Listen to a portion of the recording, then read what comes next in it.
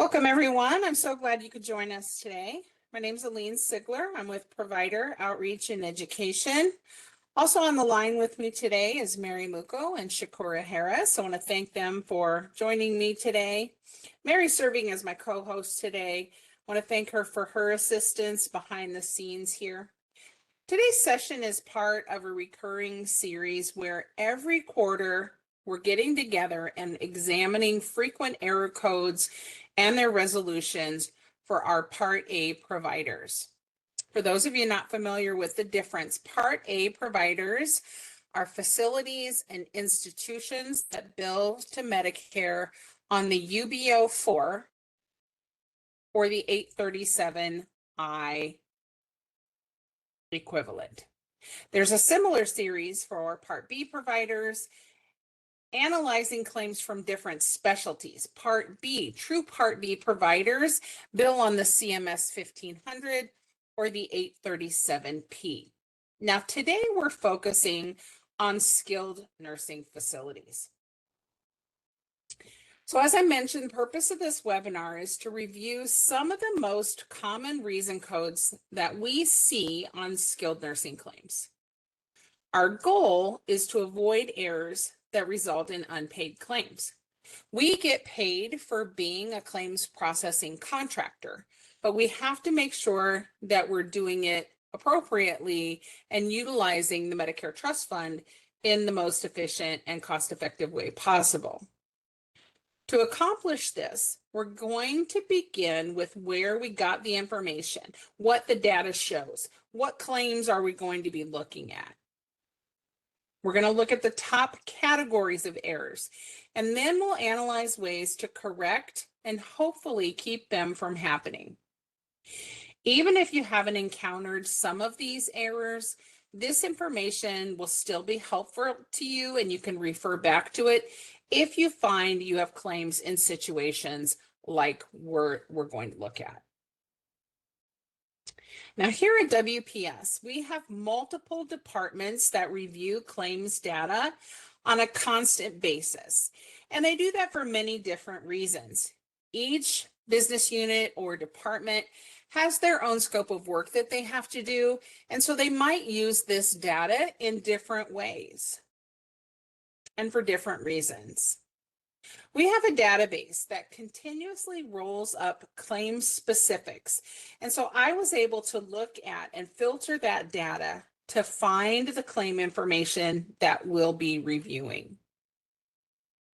The time frame was claims submitted between March 1st and May 31st of this year. Now, the dates of service could be outside of this date range. So I just want to clarify that it's according to submission date, not necessarily date of service. I filtered for rejected, returned, and denied claims. Hopefully, if we can catch and correct edits before they reject, we save ourselves the time and expense of adjusting, appealing, or rebilling. So it just is more efficient for everyone involved. I also filtered for just the bill types that you see here, since we're specifically focusing on skilled nursing facility claims. So we have inpatient Part A, 21X, inpatient Part B, 22X, and true outpatient or non-patient, 23X. After sorting, I was given 27,541 claims for that time period. So what did that data show? When I filtered those results for the reasons behind them being unpaid, it showed 17,419 claims were rejected, meaning they had some type of technical or billing error. 3,953, almost 4,000 claims errored out and were sent back to the provider's online location for correction. If you're not familiar, in FIS, the Fiscal Intermediary Standard System, which is the Part A system that all MACs use to process Part A claims, this is what we call status location TB9997. Now with RTP claims, I need to clarify the claims in this status location are not finalized, but they aren't going to go any further without some action from you, the provider. And then finally, there were a little over 6,000 claims that were denied. The term denied in FIS terms is for some question of medical necessity or some coverage criteria that's not met or in question. So it's more clinical in nature. I know I am guilty of using the terms rejected and denied interchangeably sometimes, and I know I shouldn't. Either way, the claim is unpaid, but the actions that you take and the steps that you take after the fact are different. And so I just wanted to specify that those two terms are different and define them for you. The total dollar amount for these 27,541 unpaid claims was $2,433,313 total dollars non-covered. Now, this slide is to illustrate the background of those same statistics, but by contract.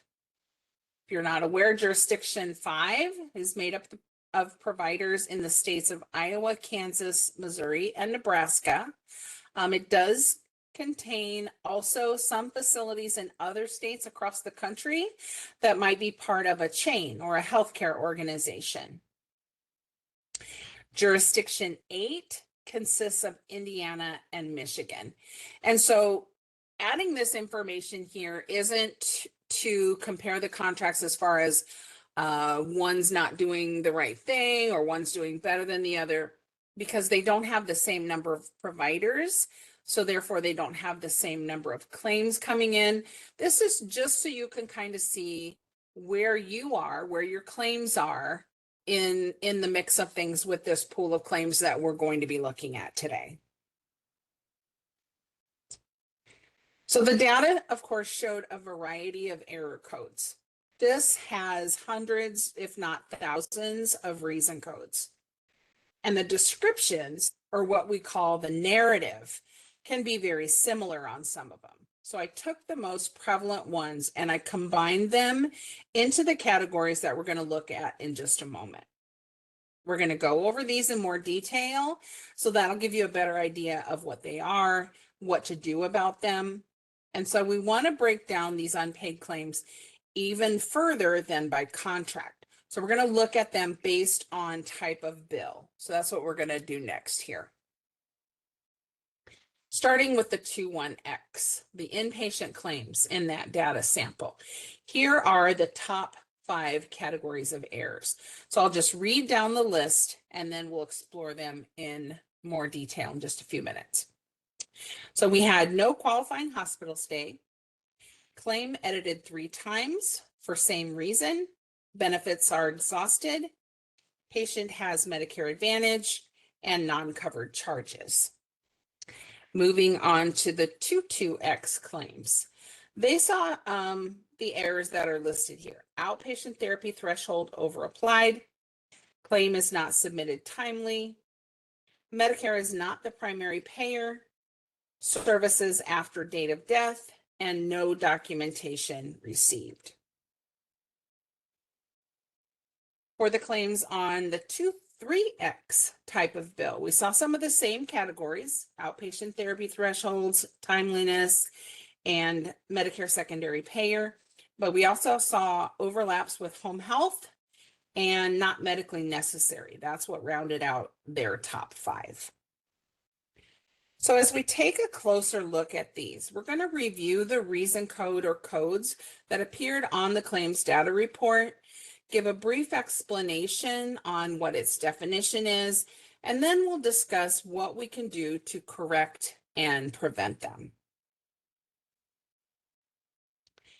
First up were rejections related to the 3-day prior hospitalization, also known as the qualifying hospital stay. It's an integral part of the patient's criteria for coverage of skilled services. If it didn't occur or it wasn't reported correctly, Medicare cannot consider the claim for payment. The reason codes that showed up on the report are listed here: 13313, 19904, and C7123. Some of the issues that occurred are listed here as well, and this goes along with the definition or the narrative of these different reason codes. So the days and charges were billed as covered. So it appears that the provider was expecting payment. Maybe there was no 70 occurrence span, or the 70 occurrence span was on the claim, but it was less than 3 days. And if you're new to billing or you're new to this, the 70 occurrence span code is the code, and then it has a from and a through date, and that encompasses that qualifying hospital stay. What can we do if we think that the claim is returned to provider in error? Well, the first thing that I recommend you do is verify the prior hospital stay dates. Perhaps it was just miskeyed when it was billed. And so that's an easy fix. Maybe the 3 midnights were counted wrong. When you're counting the days and you're adding the 70 span, remember that the stay can be at more than one hospital, as long as it's 3 consecutive calendar days as an inpatient. Even if it was more than one hospital, you should not use more than one 70 span. So just because it was multiple hospitals, you don't need 2 70 spans. That can actually confuse the computer or the system, excuse me.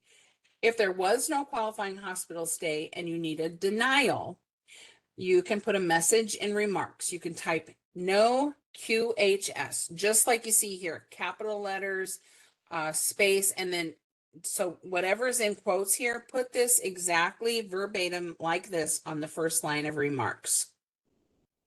I want to draw your attention to the bottom of the slide here, because this is what I meant when I said that I had resources for you where you can get more information about the error or the situation that we're looking at. So here's your first one here. It's the Medicare Benefit Policy Manual, which is 100-02. And in section 20, in chapter 8, which is all about coverage of extended care SNF services under hospital insurances, that's where it explains the 3-day qualifying hospital stay rules. If you downloaded a copy of the slide deck, you have the links already. If you're listening to this course as an encore, the links are in the description for the video. So you'll just scroll down and you'll find them there. Our second reason for unpaid claims was 7 RTP 3. Now, this is a reason code that WPS created based on direction from CMS. All MACs have a similar code that means the same thing, but it might not be 7 RTP 3. Now, looking at this reason code, it actually is one of the ones that gives you a clue right away. RTP. We talked about this, return to provider. And then 3 means 3 times. So this is when the claim edits 3 times for the same reason code isn't corrected. And then the system says, well, 3 strikes, you're out. We're just going to go ahead and reject it at this point. So it's really important that you check your claims that are in return to provider status. Remember that TB9997. And you want to do this on a regular basis. Now, regular for you might be different than another skilled nursing facility or swing bed stay across town. There are other facility types, depending on how many Medicare claims you have in the system at any given time. You could be checking your claims weekly, a couple times a week. It could be daily. Someone at your office, your facility, just needs to monitor your claims, take whatever action is necessary to keep them processing. Storing a claim because you don't know what to do with it, and by storing, I mean saving it or updating it, F9ing it in the system when you're working on your claims, that's not going to help. It's actually considered an abusive practice because it still costs Medicare money to process a rejection. Read the reason code description. Make sure your vendor, if you're using a vendor or a third party, make sure they aren't automatically storing the claims to send them back to WPS without any action being taken. If you have a claim that isn't paid with a 7 RTP3 reason code, look at the remarks field. The real reason code will be listed there. Then you can investigate, correct the issue, and submit a new claim. Next up is benefits are exhausted.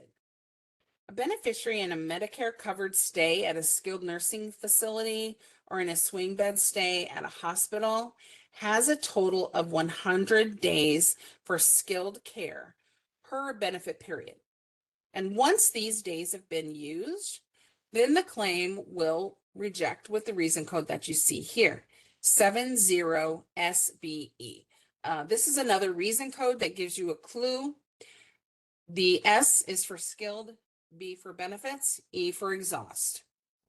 A benefits exhaust denial can be partial, meaning one or more of the days are covered, but some are not. Or it can be fully exhaust, where none of the days are payable in the billing period.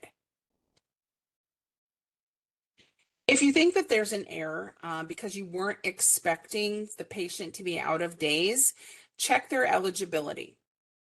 Ask them questions. Did they use days at a different facility that you weren't aware of? Maybe like they were in a hospital in a swing bed status, but you and the patient thought they were using hospital days, not skilled days. Maybe when you initially checked benefits, a prior stay that occurred within the last 60 days hadn't been billed yet. So it looked like the patient had more days remaining than they did. When billing claims where benefits are exhausting, bill all the days and charges as covered as if the patient had days left. And I know that seems like strange advice, but this way the system can apply any days that are remaining at the exact moment that the claim is posting to Common Working File. Use the value code 09, which is for the coinsurance that the patient is going to be responsible for, the patient or their secondary insurance. But just put $1. Don't go to the trouble of calculating that all out. It's this much per day, they have this many days, and so here's what they're going to owe. Let the system calculate the exact coinsurance amount that's due.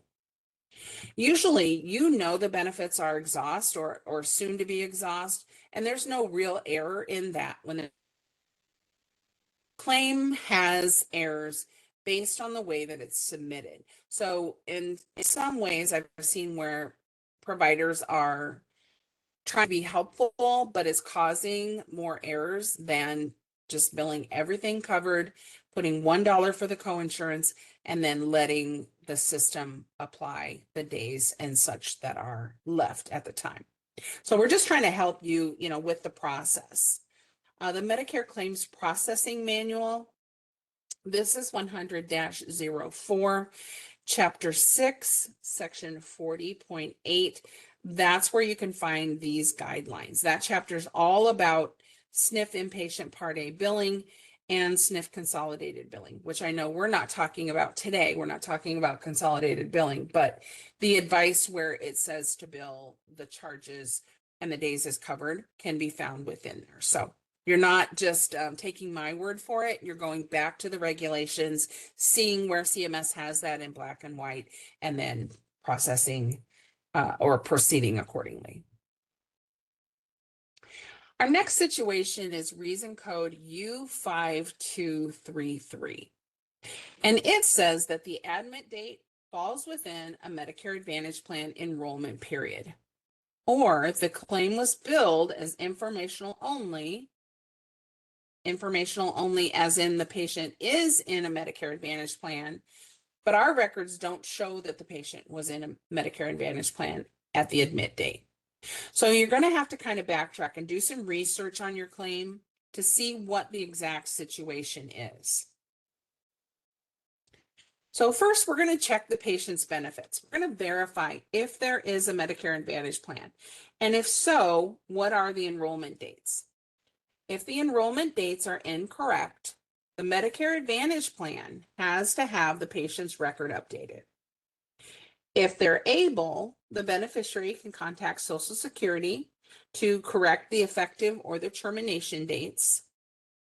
Since this edit came up on some 21X bill types, the inpatient Part A, without being able to see the specific claims, I am assuming that some of these patients were indeed enrolled in a Medicare Advantage plan, and the facility was just sending an informational only claim to track the benefit period, because CMS does require that. And this is done using the 04 condition code. When I looked at the claims data, I see the unpaid claims. And even though you're just billing to keep track of their days as required, it's not really an error. So situations actually applied to the claims that were on the or in the database that I looked at. And so we're just talking about all the different scenarios and what you might need to do. If your claim's rejected, but there's nothing wrong with it, then consider it done. It would be an error, however, if your claim had a 04 condition code, but no Medicare Advantage plan. So you just have to figure out which situation your claim or your patient falls into to know whether it's wrong or not. If you determine that the patient did not have a Medicare Advantage plan, you can remove the 04 condition code from the claim and it should process correctly. Reason code 31992 states that charges on this line were submitted as non-covered by the provider.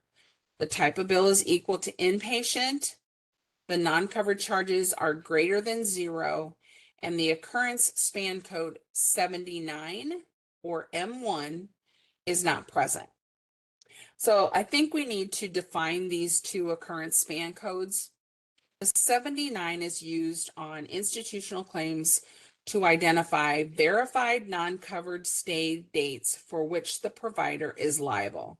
I'm using air quotes because that's a quote from the reason code narrative. It marks the exact from and through dates of a period of non-covered care that Medicare has denied due to a lack of medical necessity or because the care was long-term or custodial, because Medicare doesn't pay for that type of service. Now, the M1 is defined as provider liability with no utilization.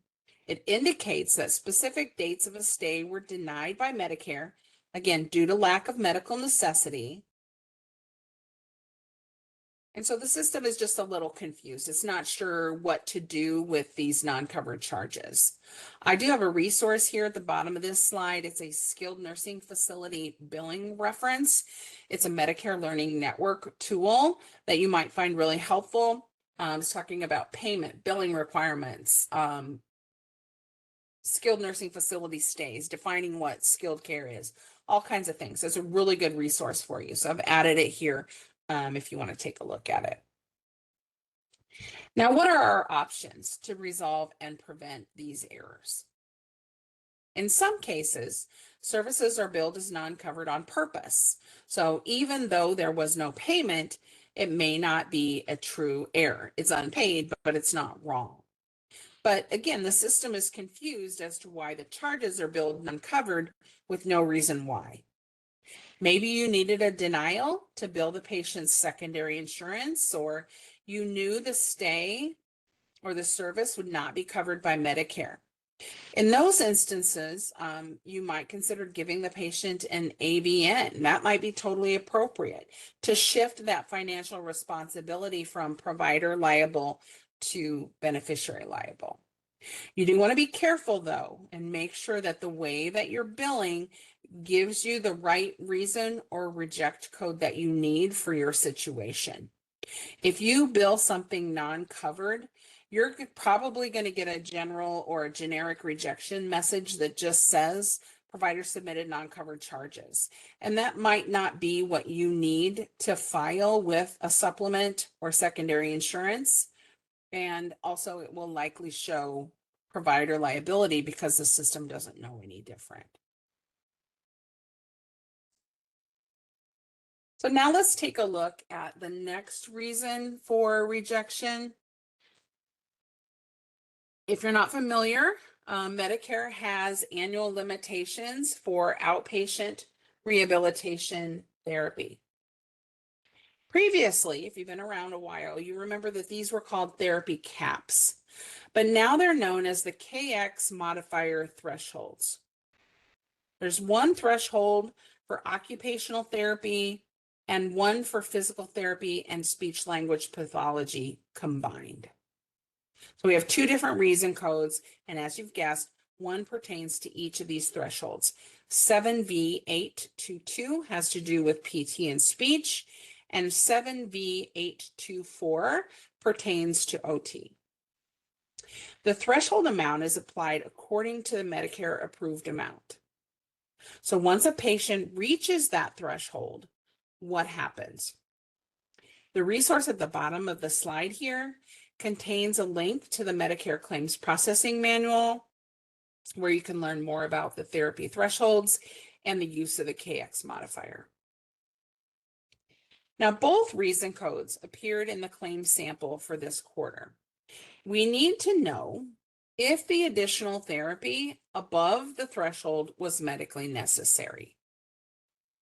If so, when the threshold is exceeded by at least one line on the claim, you're going to use the KX modifier. And this is all outlined in that manual reference that I gave you on the previous slide. By adding the KX modifier, you are attesting that the services billed are reasonable and necessary and require the skills of a therapist, not a CNA, not just a therapy assistant, but the skills of a therapist.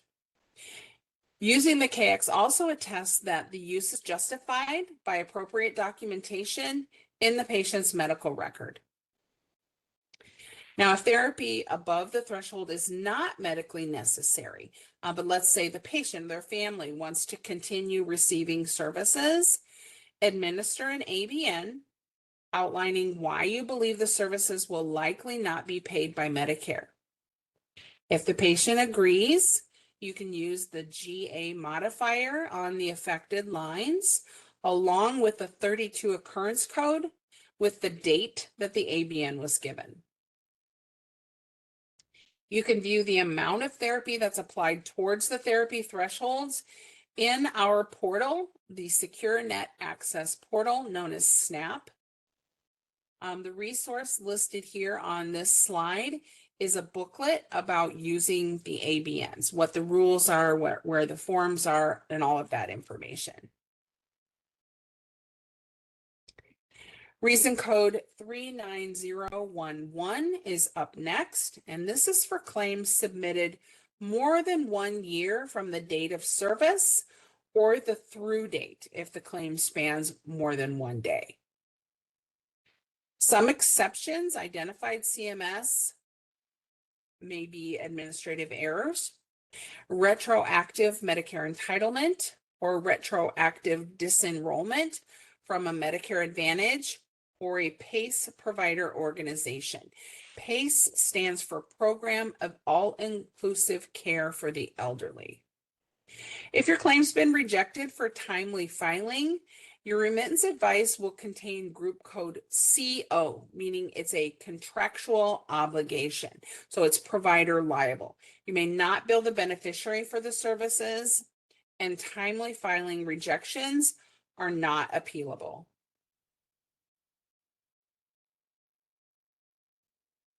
So how can we resolve and prevent this? If you believe that you meet the criteria for good cause, there are certain steps you have to take to have your request considered. And we're talking about a request to waive the timely filing. It starts with an original paper claim form. So as Part A providers, you're going to include a completed UB04 form with a type of bill that ends in a 7. You have to include any documentation needed to process the claim, a letter explaining why a timely filing deadline was missed, and documentation providing good cause. Depending on your circumstances, this might include things such as reports or statements from CMS or WPS, official award letters from the Social Security Administration, verification of recouped payments, and disenrollment notifications. Again, I want to remind everybody that timely filing rejections are not appealable. Do not send your request for a waiver to the appeals department or in a written inquiry to customer service. This is only going to delay the handling of your requests. All requests have to be sent to the claims manager at the appropriate state-specific address, and you can find that on our website. The resource about timely filing of claims that I have listed here at the bottom of the slide explains that whole process. It's a link to that direct article. If you scroll down, it'll give you step-by-step instructions on what's required to have your request considered. Next set of reason codes deal with other insurance. Medicare as a secondary payer continues to be in the top 5 for almost all facility types every quarter. And this means the claims are not paid because our records indicate Medicare is not the primary payer. The reason codes all begin with a 3-4. So when looking at your claims in the system, if you see 3-4s, that's going to give you a clue that it probably has something to do with another insurance. And then the rest of the digits are going to vary depending on the type of insurance that the patient's record is showing as active and possibly primary to Medicare. The steps you might need to take to investigate and correct, whether it be the claim that's incorrect or the patient's records, will be very similar. And that's why instead of talking about each insurance separately, I've kind of lumped them together into this category. I've included a link to the Medicare Secondary Payer booklet. That's an excellent resource for those other insurances that beneficiaries may have, and what the rules are for each to be primary or secondary. If you get a reject concerning other coverage, double check the beneficiary's master record. Part A providers are required to check eligibility or ask the patient or their representatives questions about other coverage. And you have to do this upon every admission, at every outpatient encounter, and at the start of care and every 90 days thereafter for recurring services. Recurring services are identical services that occur more than once in a billing cycle. And those are CMS's words. If the information on the patient's file is incorrect, you might have to contact the Benefits Coordination and Recovery Center. They're a specialized contractor and they are the only ones that can update the records. For more information on how the BCRC, which is what we call them, how they can assist you, go to the CMS website and literally put BCRC in the search box. It'll bring up information for you. You can find their phone number, their hours of operation. And if you determine that your patient does indeed have another insurance that's responsible for the charges, send the bill to them and then send a secondary claim to Medicare that includes the payment or the denial information. If they paid something, report it. That way Medicare can calculate their payment. Or if they deny it, let us know that they denied it and when. And this is reported with certain coding requirements. It's going to be based on the situation and the type of coverage that the patient has. CMS has some good resources and tools that can help you learn more. The resource on this slide is a special edition Medicare Learning Network publication. That's what the SE stands for, special edition, called Billing for Services When Medicare is the Secondary Payer. You can also check out the MSP playlist on our YouTube channel. We have several past educational events that we've recorded and you can listen to and learn more. Services after the date of death. The reason code that appeared for this reporting period that we're reviewing is U5211. This edit causes your claim to be rejected because the patient's master record at Common Working File shows the patient is deceased at the time of service for part or all of the claim. Now, in the situations where this happens and it's not correct, let's figure out why. First, we want to make sure that we have the correct patient and Medicare number. Verify your dates of service. Did the wrong date of death get reported to Social Security? Mistakes happen, numbers get transposed. So if this happens, you can contact Social Security. They can tell you what they need so that they can adjust your claim or you can adjust the claim after they've updated the records. If the patient is still living and an error occurs, then they or their representative can contact Social Security to get it straightened out also. And then once it's straightened out, then the claim can be processed for payment. Next up is 56900, and this is a denial code that showed up in our top 5 claims, and it's on the 22X type of bill. Now, this reason code is specific for WPS audits by our medical review department. Most reason codes that start with a 5 have something to do with medical review, audits, or additional documentation requests. So we request documentation when we need more information to make an initial claim determination. Claims with this code were never actually reviewed because no documentation was received in the allotted amount of time, which is within 45 days of the date of our request. And again, those are called additional documentation requests or ADRs. For Part A providers, for prepay claim review, the date coincides with the date the claim hits our medical policy driver in direct data entry or in FIS. So there's and I know this is off topic, but there's a series of drivers that your claim has to process through in a certain order based on the type of bill. And so when it hits this medical policy driver and there is a request for review, that starts our 45-day clock. If you check the system to work your claims and to check the status of your claims, you're going to notice status location SB 6000, SB 6000, and then SB 6001 or 6001 is the next day when the ADR letter is generated. That's what starts that 45-day clock ticking.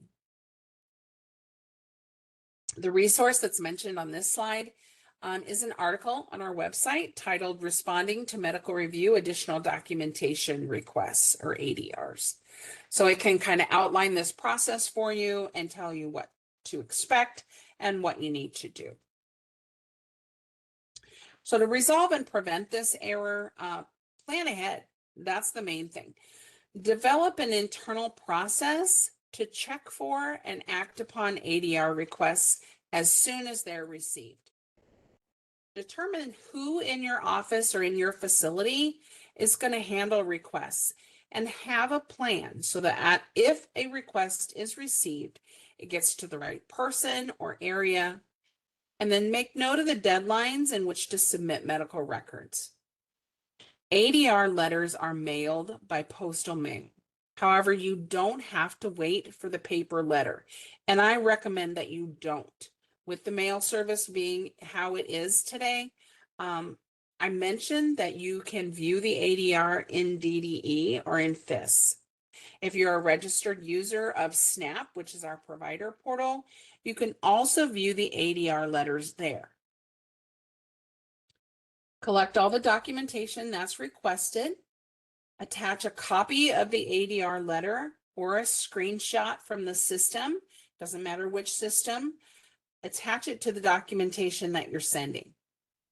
If that's not available, you can just generate some letter or form on your own. As long as it includes everything necessary to associate the records with the claim in review, you should be fine. As long as it has all the same required elements, any form or document you create and place with the records will make sure that it's linked to that claim in review. Now, you need to make sure that we get the documentation before that 45-day clock expires. What are your options? The best way to submit medical records is via SNAP, which is our provider portal, as I said. You can find instructions in the portal user manual. That option is not for you. That's okay. You can absolutely mail paper records, but make sure you allow for time for it to get here, be opened and sorted by our mailroom, and imaged and sent to our medical review staff. You can put the documentation on a CD or a DVD and mail it in as well. And yes, we are still able to accept faxes. We realize that not all facilities or business offices are set up the same. So we want to give you all these different options. And then finally, the last one listed here, we do accept submission through the electronic submission of medical documentation known as ESMD, that mechanism. And no matter which one you choose, make sure you're following the instructions for that submission type and verify you're using the correct address or fax number. The article I mentioned on the previous slide covers all of this information. If you submit your documentation in the portal, you get an instant confirmation. You also get a link where you can view that documentation once it's submitted. You can double check to make sure all parts of it were included, or if you feel like maybe you left something out, let's say orders or recertification, something like that, you can double check to see if it's in there or not. If you use the DDE system, direct data entry, once we receive your documentation on a prepay review, we're going to manually move your claim to status location SMR DOC. So that's going to be your clue to know that, yep, we have it in-house, it's on somebody's desk, and that 45-day clock is no longer ticking then. Next, we have reason code U5390, and this showed up in the top 5 for 23X claims. The narrative states the data service is within a home health episode, and the claim includes therapy codes. So for individuals under a home health plan of care, payment for all nursing, therapy, home health aides, medical social services, and medical supplies, with certain exceptions, is included in the home health prospective payment system based payment rates. The home health agency has to provide the covered home health services either directly or under arrangement and must bill for those covered home health services, part of consolidated billing. As always, we recommend you start by checking beneficiary eligibility prior to submitting claims to Medicare. Ask the patient or their representative if they have someone coming to their home to provide certain services, especially therapy. Depending on your patient, you may have to word it differently. Exercises, some therapy doesn't look like exercise therapy, but it's therapy nonetheless. Any institutional providers billing outpatient physical therapy, speech language pathology, and occupational therapy services are subject to home health consolidated billing. If the dates of service are within the home health episode, contact the home health agency to set up arrangements for reimbursement. At the bottom of the slide, we have the CMS webpage for Home Health Prospective Payment System and Consolidated Billing, so you can learn more about the requirements and what is and is not included. Our last reason code states that the documentation submitted does not support medical necessity and refers to a section in Chapter 3 of the Medicare Program Integrity Manual. So that's a different manual than the other ones that we've talked about today. I provided the link at the bottom of this slide. The reason code 55418 typically indicates that the reviewer found that the medical records were vague, lacked proof of a required 3-day hospital stay, or failed to document the need for daily skilled care. So we saw the reason code earlier where the records weren't received at all. In this case, we did receive the records, but they didn't justify medical necessity. So resolving this usually requires an appeal or a corrected claim submission. It's going to be backed by a comprehensive documentation or medical records. We find that most denials of this nature actually stem from insufficient clinical justification rather than a true lack of medical need. Couple things you can do to resolve and prevent this denial. Number one, access the portal or FIS to view the claim and ensure it was billed correctly. Number two, review the medical records that were sent to check for missing or vague details that would put medical necessity in question. Was something missing or hard to locate within the documentation? We encourage you to submit a redetermination request. Use your appeal rights. Outline why you believe the services are medically reasonable and necessary for this patient. Point out places in the documentation where it can be found. Show us what we missed or what was overlooked. Hopefully looking at these different billing situations is giving you a better understanding of the types of errors that you may experience and insight on how to deal with them. I did share several resources with you on the corresponding slides throughout the presentation where you can go to learn more. If you downloaded a copy of the slide deck, you have this. If you're listening to the encore presentation, scroll down to the description of the video to find the links.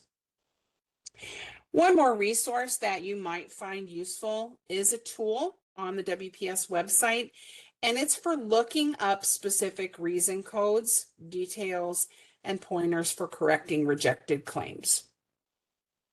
So by going to our website, and I apologize, we don't have time to go out there right now, but if you go to our website under this heading, this blue banner at the top, and select tools, and in the drop down then select all tools, scroll down to the bottom row, and you'll find the reason remark code lookup. So then it's going to look like this screenshot looks here. If you have a reason code in question, you're going to type it in here. If you are not sure that it is a FIS reason code or a reason or a different code like from your remittance advice, you can mark all three of these boxes. You have to mark at least one, and then you hit search. It will bring up that standard narrative for that reason code. And I know that there are only so many characters that it can display, and so it may seem confusing to decipher what it actually means because sometimes they have different scenarios and different situations. You can link directly to it here, or I explain to you how to find it step by step. Couple more things before we let you go today. Overpayments. WPS receives a lot of overpayment notifications and refund requests from providers. And we know that you want to repay Medicare in a timely manner, but there can be delays if you use an incorrect or outdated form. Missing information or sending checks without explanations of what they're for are other reasons that can cause a delay. To avoid unnecessary holdups, consider using SNAP. There are a couple features within there. One is refunds, one is overpayment claim adjustments.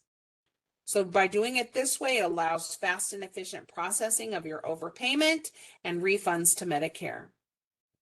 There are times when you're not able to use the online portal features. Instead, you may choose to or have to send paper requests and checks. If so, we recommend including the correct form available on our website. I'll have Mary place a link to an article on our website that will help you determine which action or form to use. Main thing is, don't send a check without telling us what it's for. We need to know which account to apply it to, which department to send notification of it to, and so we need documentation to back that up. This slide is a provider alert announcing a change to mail delivery for Part A appeals submitted via the portal. Prior to June 1st, correspondence on appeals submitted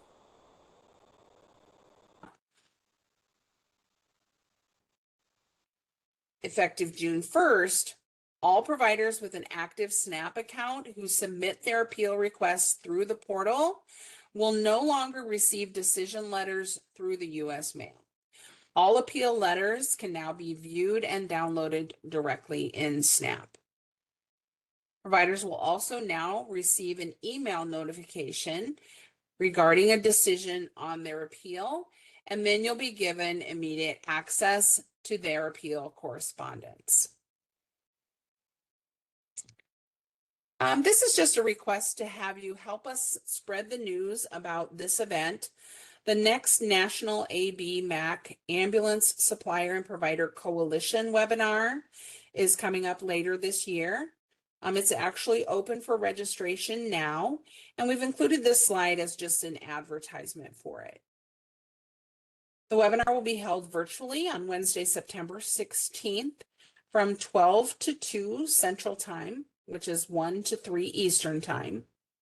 All MACs across the nation will present information on current active review, additional documentation requests, and the Comprehensive Error Rate or CERT program.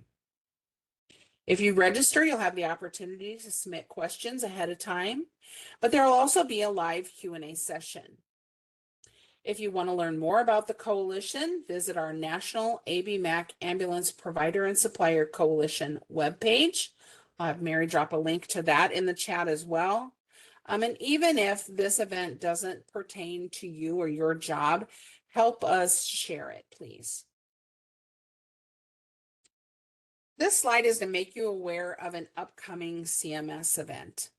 The National Provider Compliance Conference is going to bring together MACs and CMS's Center for Program Integrity experts to provide compliance professionals with the information and tools they need to efficiently and effectively submit Medicare Part A, Part B, home health, hospice, and durable medical equipment claims.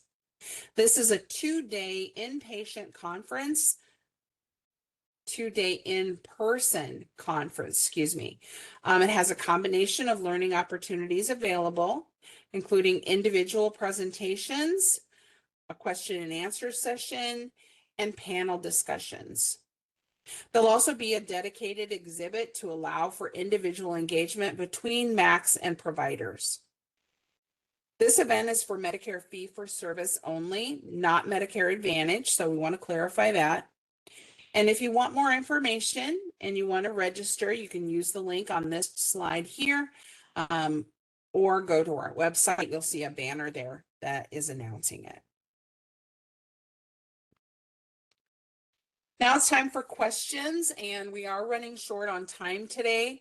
If you submitted a question in the chat, I will put those all together and send out responses to everyone in attendance today, just to make sure that those questions will be answered. A few more things before I let you go here. Please take a few minutes to complete a survey about this course. Tell us what you liked, what we could do better, Give us suggestions for future education. You have a few options depending on whatever your preference is. You can use the link that Mary's going to place in the chat, or when you exit the webinar, you're going to be asked to go to an external site. And that external site is the CMS Qualtrics page for the survey. The message that you get is going to look similar to this top picture here with the triangle and the continue button. If you're listening to this course as an encore, you're going to get a different prompt. You're going to get a box that links you to the survey, and it's going to look like this example here at the bottom with the hand and the stars. You can also scroll down in the description for the video to find the link there. However you choose to take the survey, please give us your honest and open feedback. Don't hesitate to tell us how you feel about our education, because truly those surveys not only give us insight into how we're doing, but also the types of education that you want and need. In a few minutes, you're going to receive an email to thank you for attending. And this email contains your certificate of achievement or your certificate of attendance. So we don't want you to delete it without reading it. It has your name and your contact hours. So if you need to turn it in for credit towards continuing education units, you're going to need that email. If you don't see it, check your junk or your spam folder and make sure you add the WebEx email address to your safe sender list. If you think of a question later, you have 1 week from today to submit a follow-up question. You can send them to our same education mailbox, wps.gha.education@wpsic.com. Put today's date and something about skilled nursing facility errors in your subject line. That way, those emails will come directly to me and I'll get a response to you. On behalf of myself and Mary and everyone else in provider outreach and education, thank you for your participation today. We hope to have you join us for future education, and we look forward to your survey feedback. You may now disconnect. Thanks, everybody. Have a great rest of your day.